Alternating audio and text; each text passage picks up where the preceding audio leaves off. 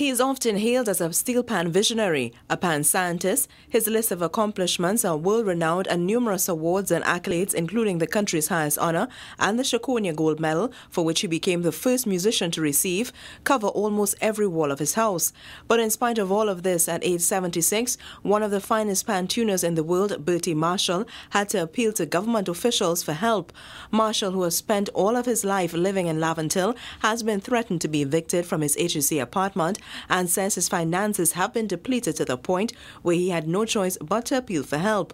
On Wednesday, Government Minister Winston Peters, Dr. Glenn Ramadasinghe and Dr. Lincoln Douglas visited the living pan icon. The Minister of Arts and Multiculturalism, himself an accomplished entertainer, was surprised that Marshall was being treated in such a manner. I hear they're trying to put me out of the house. They're trying to put you out of here? Yeah. We deal with all of that. Don't worry about that. Nobody is putting you out anywhere.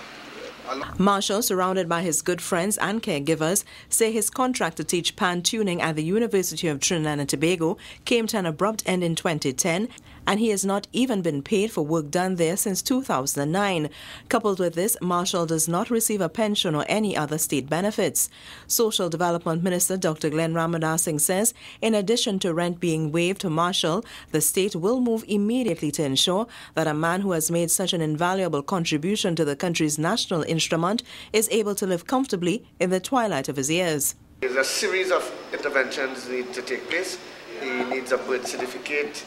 He needs a special application to the Ministry of Housing, and we will look at the Special Achievers program in our ministry and whatever social support he needs. Marshall says he has even contemplated selling off some of his awards to make ends meet, and one of his caregivers says it's sad the way pan pioneers are treated in this country. Pan man had to be begging, you understand, for, which shouldn't be.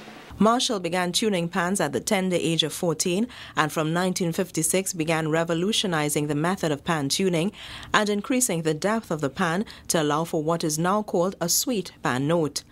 For CNC3, I'm Melissa Williams.